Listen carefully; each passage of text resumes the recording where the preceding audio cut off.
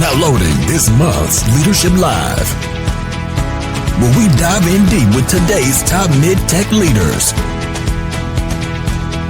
allowing you the chance to learn from the best. Leadership Live starts now.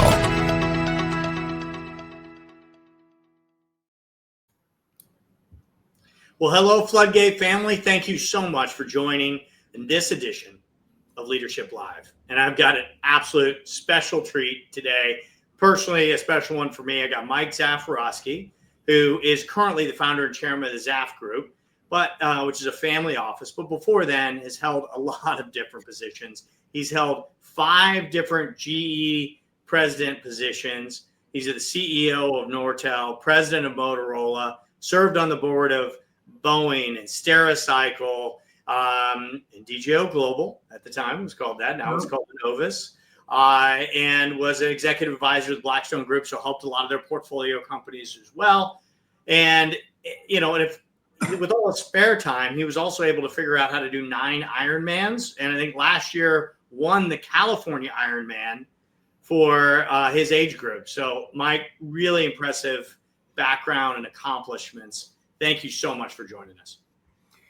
Pleasure to be with you, Joe. I have lots of terrific memories working with you and the DJO team. So congratulations to all you're doing.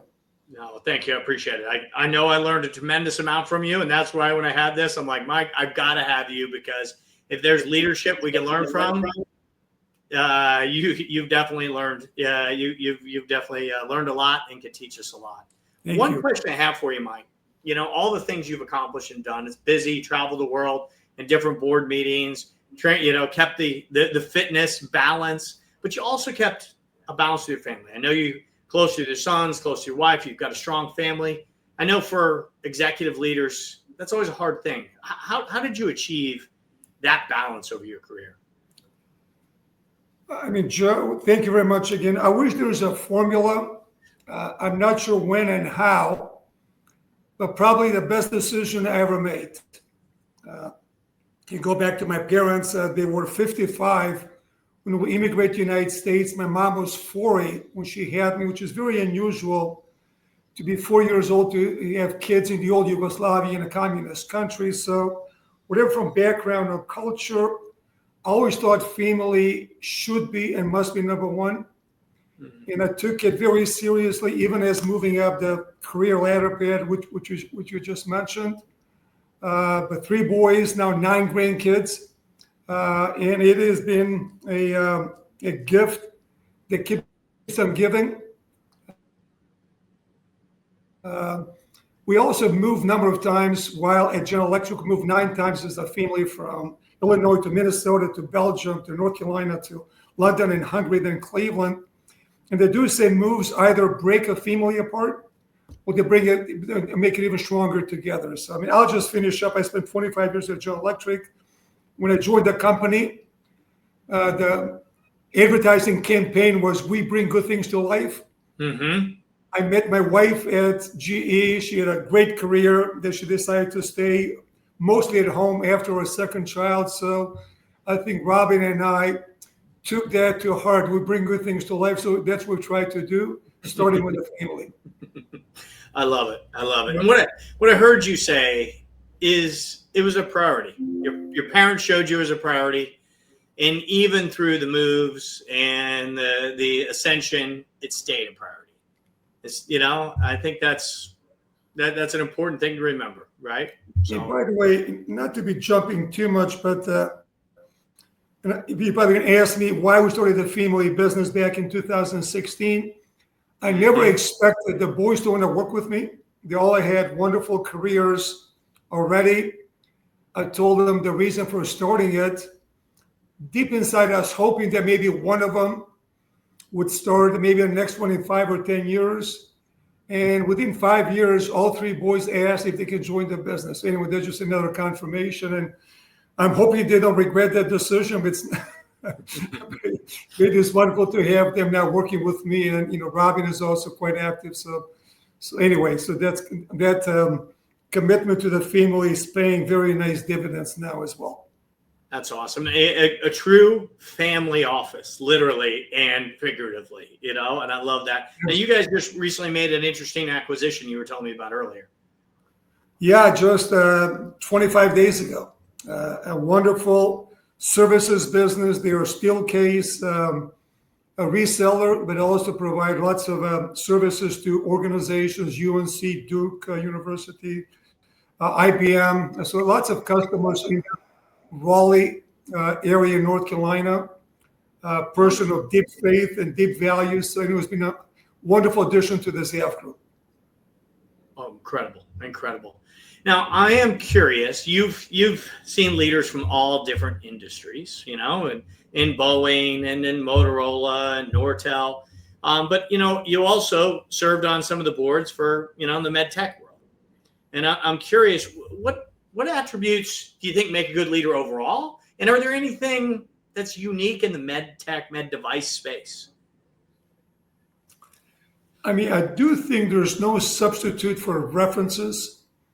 So in many ways, I think what makes a great leader is a person that can get things done, to knowing what it takes to ask the important things. What is the job at hand, and what's my role? How do I need to work with others? And the ability to get big things done, it is a priority. And I grew up in a communist country, but I'm just in love with the free enterprise system. And I do think that businesses add so much value to any community you belong to, whatever the role of business is. You add healthcare and medical devices on top of it, so all of a sudden, it's not only you believe in the free enterprise system, lots of your products actually make people's lives safer, better, longer, if you will. So the opportunity to really make a difference in the healthcare field, medical devices in particular, it is just frankly a competitive advantage. And hopefully it attracts the right kinds of people. My 4 years with DJO really gave me that perspective. But I do think that ability to determine what's important and the ability to actually make your objectives real. I mean, I do think that's a job number one for any high potentials. Yeah.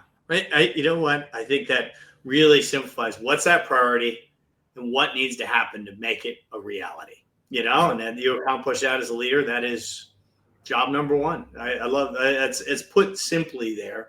Now, one of the other things I've heard other people talk about, though, is the importance of getting things done, but creating a culture that perpetuates that, right? A culture that sustains it. So, I mean, you work for Jack Welch. I mean, he's famous for creating culture. I mean, how do you maintain a culture? I mean, the ability to paint a very inspiring and aspiring vision, if you will. But I would argue many people do that. The trick is, are you walking the talk? Is that real, if you will? It's easy to say things. It's so hard to do that. And I would argue today's world, there's such a lack of trust in business, in faith organizations, in universities, in sports team, if you will. So if you can create that culture that appeals to your associates, to your employees, to your colleagues, whatever the word that is being used, and that really provides a very, very attractive opportunity. And I would add another thing. Quite often, people may provide the right atmosphere, the right expectations, and even role modeling. But what quite often it falls apart when you tolerate non-compliance, particularly by high potentials. Really, in many ways, culture is what you tolerate, if you will. So again, if you have that, culture for accomplishments, values, meritocracy in the best sense of the world, it appeals to people. But where the rubber meets the road is that applied consistently. And worst of all, if you have people that deliver results, but they do not have the values, do you look the other way? Or do you say, although he or she is delivering results, if you do not a good role model for the culture, the values of the company, eventually that cancer will come will keep expanding. So, Yeah, just a couple of perspectives of that. no, I think what I heard you say, I'm going to unpack that a little bit, is the fact that you need to set the vision and set that expectation, what that culture is going to be. But it's easy to say it, but walking the walk is the hard part, and actually doing it. And probably, I think you identified one of the hardest ways to walk the walk. It's hard to do it yourself and live what you preach. But when you have high performers on the team that aren't holding to those values, that aren't applying those, and holding them accountable as much as you would yourself or anybody else, is really that key of perpetuating. Otherwise, it's that cancer, I think, as you said, that will grow and grow and grow if you don't identify that early. I think if needed, tell the person, Joey or Susie will miss you. But we cannot simply tolerate, and obviously to be specific on the areas of non-compliance, not living the values that are applicable in that situation. Yeah, that makes sense. That's good. And I think that's a hard way to be able to do it. Now, as speaking about hard, I'm sure you've had some hard challenges over things lessons you might have wanted to redo. I'm curious, what are some of the things maybe you've learned the hard way that you might be able to share current leaders, up and coming leaders, about lessons you've learned? I mean, a couple of points. First, a qualifier. The 25 years at General Electric, most of the time we're being viewed as the best company in the world. Jack Welch, the CEO of the century. And frankly, the most popular line we used to use internally, we hate to see how the second best company in the world does things. So it's one of those, we always thought there's such an area for improvement. So when you ask for lessons learned, I mean, I can talk for the next 4 days, lessons learned, things I wish we had done different. But I just say that the number one is not dealing quickly enough when you realize somebody's not a right fit for the job. Do you actually move quickly to provide the right coaching, to make the necessary action if necessary? Very rarely, I mean, you've heard this over and over again, but it's never too late. I mean, you cannot say it enough. If you're the wrong fit, move quickly. Otherwise, you'll regret it, both for you and for the person. Second, especially if you're a leader, not to make it clear to the organization what you value, what they can expect from you, and what you expect from them. I mean, that communications up front is so critical to set the tone. And a third one, actually, it is the ability to keep inspiring changes, even when things are going good. I mean, quite often you can start feeling overly comfortable with the situation.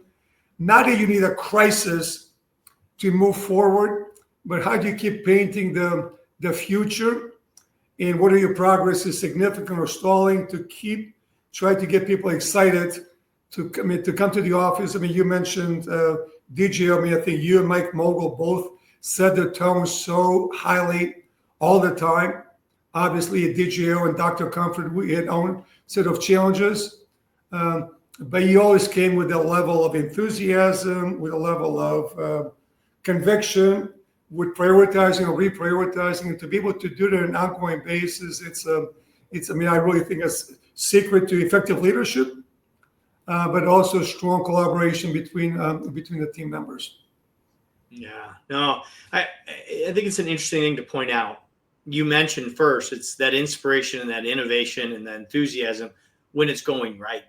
It's easy when you're starting to see things going wrong. I got to be drastic, I got to be motivated, but to have that constant pressure, I think that is a really interesting, piece to bring out.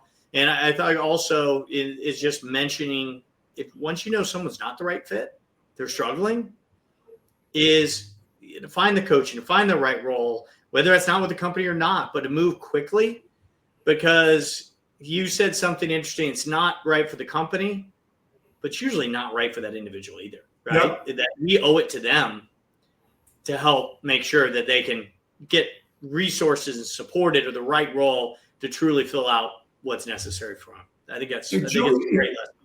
I know this is geared to many people, but very specifically for high potential. I mean, this may take a minute or even 2 minutes, but I do think this is not necessarily what I did, but maybe the question, if you have employees working for you, would they have the clarity of your expectations? The first time I became CEO of a small business, only 400 employees back in October 1, 1986, decades ago, I had no idea that I was going to be chosen in that. And I was still not very comfortable with my English language. All of a sudden, fortunately, I had three or 4 weeks to prepare for that. And I may have discussed those with you, but I came up with the top 6. I said, I want to speak to all the employees. And I introduced myself to the employees that says, those are 6 things you can expect from me. And by the way, very much relates to the expectations for the team. And I'll make this quickly. Number 1 is delight customers. Not I'll take you to a ball game or, I'll take you to a golf, but to really make sure your customers truly believe that you know their business and they can count on you to be a solution to their challenges. Second, arguably the most important, tell employees, I want to make sure that we do everything possible to have the most positive work environment, and very specifically to do everything possible to help each employee fulfill their career ambition. Whether that's simply having my job as the CEO or to move up to be a supervisory level. Third, superior financial results. And I would just say, they may not get your heart racing to be the most profitable or the biggest company or the fastest growing, but it's a litmus test if the business is successful or not. And I said, rest assured, I'll never do anything against one blatant customer. 2, I'll never do anything against compromising the commitment to employee development. But if you do 1 and 2 well, 3 is going to be a natural outcome. 4th, what even back in 1986, giving back to the communities. What are being growing by communist country, whatever it is, but to say, do you have a good job, your company, hopefully you're working for a good company. It's a privilege. And I'm very supportive, whether it's United Way or giving back to a local charity, cancer. But I think those kinds of employees are wonderful to have in the organization. The 5th one, competing and winning. To say we spend way too much time in the office not to want to be the best. Provide all the opportunities for you to grow. If this is too fast for you, you may be happier elsewhere.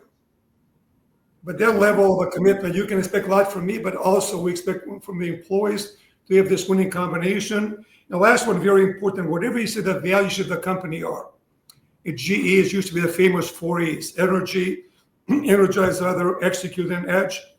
But whatever the values are for the business you say, are you role modeling those in hiring, promotions, obviously taking actions of consequence? And I've used the same one page or every job I've had, every board. So it sets the tone. None of those are revolutionary. Most CEOs, most managers say those. But if you're in the dark room, if you have a big challenges for the business, it forces you to think, I've made those commitments publicly. Now, is Mike changing back? Is he really doing things that are going to hurt the customers? Is he really things that are negative to the culture? Is he going to cut back on the philanthropies, if he will?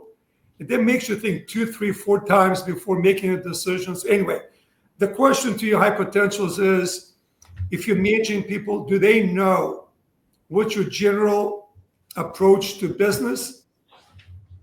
If the answer is no, what are you going to do about it? Anyway, a little bit long, but anyway, when I saw whom you're speaking with, I thought that level of clarity, again, whether you're a 25-year-old or 70-year-old, that level of clarity can do nothing but help the team and set the tone of expectations both ways.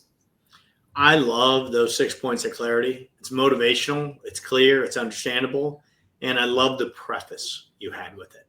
Here's what you can expect of me. Here's what I expect of you. We're both going to live to these 6 principles. You know? If by the way, did sell at least half my time with customers or the person serving the customer. And frankly, there was the most fun part of the job. Yeah, right. Yep. Right. And allows you to understand what the true needs are, right? You're fulfilling, a value into the market by doing that. That's great. Absolutely. You mentioned high performers and giving them that directions, given that clarity and expectations. How else have you developed high performers? On-the-job training. I mean, absolutely. Maybe GE did it to a fault, but we used to identify high potentials as fortunate to be identified early on. And I mean, what we used to say, to lose a high potential is in many ways worse than stealing from the company. So in many ways, do you know what he or she wants, their aspirations, obviously to inspire, at time, obviously mentor, even tough love at points of time. So that really was very, very important. Second, provide tailored coaching and tailored programs. Let me give you one example that Welch did. It was fabulous. It's there's 3 4-week programs at the GE Center in Cortonville, New York, 4 weeks long. Now, if you're Joe McClung, you're high potential, you're killing it in sales, or you're taking over a big job at Dr. Comfort. So all of a sudden, a couple of weeks before going to the training, you cancel the session. And GE happened quite often. When Welch became CEO, he heard about this. He made a single action that proved the point how important training was. He just went berserk when he heard about 30-40% of the people canceling before. Single action. I need to approve every single cancellation of a program. We go through a formal program. Joe McClung needs to go through a week of executive development course. In Cortonville, maybe go to China, maybe go. But all of a sudden, if you're working for Mike Mogul, whoever it is, needs to write a letter to Jack. Here's why Joe is so important. His job at task is much more important than going for a month-long training, which we thought is very important for him. So again, that single action spoke so loudly in a company of 500,000 people. So again, on-the-job training, tailored development programs. And once you commit to those, make sure that you do not use business as a way to follow through on those. Yeah, I think what's really interesting is that you talk. I think Jack had such a he's infamous, if you will, of the bottom 10%, bottom 20%. Removing. But what you're talking about is really cherishing those high performers, making sure they're developed, not letting anything, business needs get in the way of that, identifying, putting plans in place. And I think I don't think there's enough credit given on that aspect. I've written here on the wall. I mean, this is the advertisement that GE made when Jack died. Again, it says this is the Wall Street Journal. When you become a leader, success is all about growing others. I mean, that's one of the famous Jack Welch quotes. I firmly believe in. Maybe just again, this is obviously not Jack Welch. He doesn't need any more accolades. But the whole concept of the bottom 10. Of course, there was a measurement system within GE, but the reason it came about wasn't there in the beginning. But as we went through this annual process of high potentials and succession planning, culture setting, where are we? He would also hear say, well, Susie left, she wasn't really that good. I said, but wait a second. You told me last year she was very good. So all of a sudden, what it said is that I really want to keep track of the high potentials, what happened with them, and why did they leave. So the whole process went through a remuneration. Obviously, is not the only reward, but what is the job promotions? What are that compensation? If you have a 3 or 4% annual increase, if you will, I want the high potentials to get 20%. I do not want to use the spreading the peanut butter on the toast. So by design, if you have a 4% overall impact on payroll, if you're going to pay your high potential 10, 15, 20%, obviously it's going to leave much less for the people that are not performing. But he also said is that being in the bottom 10 was not an automatic, you're out of a job. So really it's your responsibility as a leader to communicate with the employees. What are they not doing?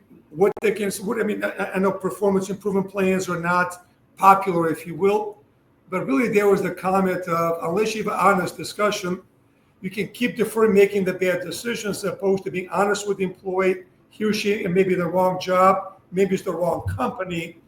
But in totality, I thought it was a very transparent, an honest way, consistent with, if you want to be the best company in the world or great company, there are some actions that you need to take. And the high potentials, the high performing employees need to make sure that they know that they're being treated accordingly. Otherwise, everything goes to the lowest common denominator. Yeah, right. Anyway. No, I think it's a great, some very good points to put out. Now, as you're developing people, but finding and bringing new people on, this is something near and dear to my heart now. What have you found well to find and also then evaluate the new talent to be brought into an organization? What's worked? Mm-hmm. I'm sorry, what was your question there? I said, how do you find and how do you evaluate new talent? Yeah. What's the best practice? Finding it, in some ways, you're always interviewing. It's not meant to be a negative. You're not looking for the faults. I get easily inspired, if you will. So you're always looking for people that are doing great jobs. They have a field promotions, if you will, to see someone. So from that perspective, to always be looking for. Second, to have a program within the company to always be asking who's doing the best job for the employees, who's doing the best job driving collaboration. Then once you put people in the big jobs, follow through. Business is pretty simple. We're making it overly complicated.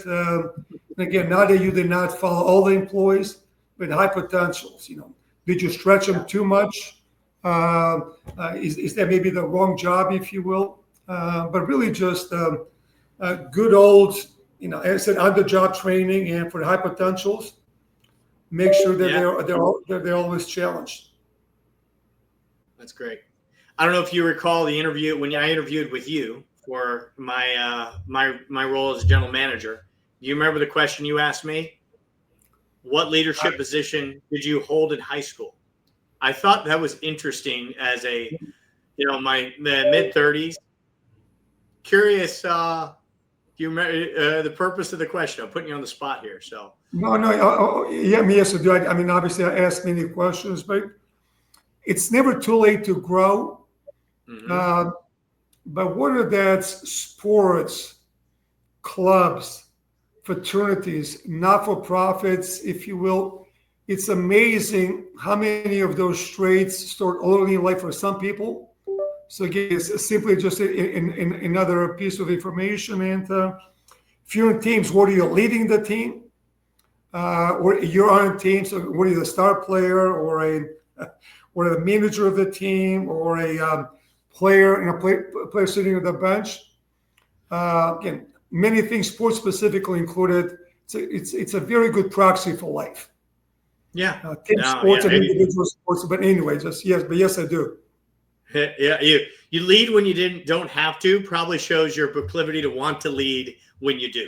Yep. So I think it was insightful. It took me years to ask you that question of why. My last question before the fun one here. There's people listening, aspiring leaders.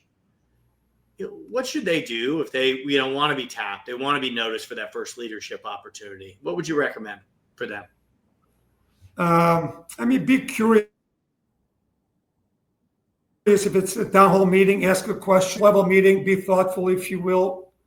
Even more important, set a record of excellence. Again, learn how to get things done. If you do that, it gives you more of an opportunity to be given bigger responsibilities. Mm-hmm.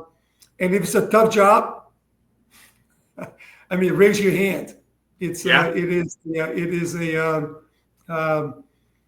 no substitute for that, if you will, but really just as think about what's the job at hand, what are the biggest problems. If you, some of my favorite quotes: "A problem without a solution is not a problem; it's a fact." And people that think deeply about them to say, "This is the problem, and here's how it can help solve the problem." Obviously, the more senior you are, the more meaningful way. If you're early in your career, still in a meaningful way, but not necessarily solving it. And another one, which is whether it's your career or job. This was from St. Diog. You remember St. Diog for Blackstone? He loves to use the comment for think big, Start small, move fast. Most people do it the other way. They think big, they start even bigger, if you will, and they don't change. Yeah. So if you have a big idea, you can transform the company, you grow 20% a year, you're going to come up with the most effective solution, medical device solution to help people walk or to go faster, or to recover faster. So never leave that big thought from your thinking, but start doing steps right away. Yeah. What steps are you taking without ever forgetting it? If you see something is going well, double, triple, quadruple down. If you made a mistake, course correct, but don't lose the big idea. Again, versus start big and that's, keep planning and never to change. So what is not-for-profits in Macedonia or Special Olympics or our companies, that really resonates with any big idea. Think big, it's okay. Don't forget your commitment. But then start adding, just know that you're serious. You're supposed to know you're serious, and keep course correcting until you get to the top idea, or you figure out that maybe it was not the right idea. And if you can do that as an aspiring leader early on, I mean, that's you'll be in a very, very significant minority. That's in a positive minority, if you will. Yeah. No, I mean, some great examples there. First, you have to be great at what you do now. Some people will have their eye on turn number 3 and crash into the wall at turn number 1. You're not going to finish the race that way. So you got to be excellent at what you're doing now. Stick your hand up. Be curious of what's necessary. Yeah, I love that section, that idea of just being constantly curious, and that suggestion when you're executing and you get the opportunity to execute. Think big, but get after it. Think small. What's that one movement, that one step towards that direction? And then get going and move fast and keep moving until you can iterate to the right solution. I think that's it kind of brings us full circle to the beginning, right? Where you said, what's a great leader? You said great leaders are people that get things done, big things done, so you kind of brought us full circle of what that takes, right? Is that thinking big, taking those small actions and moving fast, which I love. Absolutely. And I want to end on a kind of a fun question for you. And I'm curious on what you would say here, is your favorite superhero? But here's the big question. Why? Yeah, I'm so much into the real world, if you will, not because you did not believe in those. And, qualification, I get easily inspired, if you will. So Mother Teresa is one of them. She was born in my hometown of Skopje, Macedonia, before she moved to Ireland for a year in India. Yeah. Apostle St. Paul, he took the teachings of this person called Jesus Christ and made organizations of 2 billion people. I love Nelson Mandela. Ronald Reagan, Jack Welch, Jamie Dimon, Walter Payton. I can also look at people like Steph Curry, Coach K, John Wooden. I get easily inspired, but there's so many people that lead by example. I can go on for a long time, but ever since a young boy, and this is for you people, I was always drawn to people that are making a positive difference. Again, I just gave you 5, 10, 15 names, but that level of it, there's so much negativity in the world, so many bad people, and I keep saying, who are your heroes? Whether they're superheroes or real heroes, and if you're inspired, how's that going to move your behavior, and how are you going to raise the bar on yourself? So anyway, not a superhero, but so many great heroes in the world today, and recent heroes as well. That is inspiring, because there's people that are making that positive difference, that positive change. That we know about. But I think you've also kind of put the gauntlet down that we all have that opportunity. Absolutely. And how could we do that every day? And ultimately, as a leader, as an individual, leader of the family, we have the opportunity to make that positive difference, and we can be a hero. I love that's inspiring. If I could just last comment, mentoring others or asking people to mentor you, that's one of the biggest win-wins in life, if you will. If you show the level of curiosity, it'd be much easier for people to say yes if you ask them to be your mentor. But quite often, when you are mentoring others. Not only doing hopefully good value for the mentees, you learn so much yourself as well. Keeps you fresh, keeps you aligned with the next generations. Either way, whatever age you are, mentoring others and ask people to mentor you, and do it out of holistic, not simply I'll tick off my box or this person is going to help me get a job, but really people can tell in a few minutes if you're serious about your leadership style, what you bring to the party, as opposed to simply doing things for appearance. And that's not a nice way to live your life anyway. That's a great way to end this leadership, because, leadership, we think in broad spectrum, and big teams, but leading in a mentor that goes two different ways and mentee program is a powerful way we all can act. So, hey, Mike, I really appreciate all the advice. I appreciate you mentoring me, and now everyone that's got a chance to listen to this. So I'm sure people are going to have some questions, want some additional advice. So comment below. Myself, Mike will be monitoring that. If there's some questions we can answer and, help make a positive impact in the world, I think we're both motivated to do it. So, Mike, thank you so much for joining us on this edition of Leadership Live. Joe, thank you for the invite, and congratulations again, all you do, and keep leading. Thank you, sir. Yeah. Appreciate it. Thank you.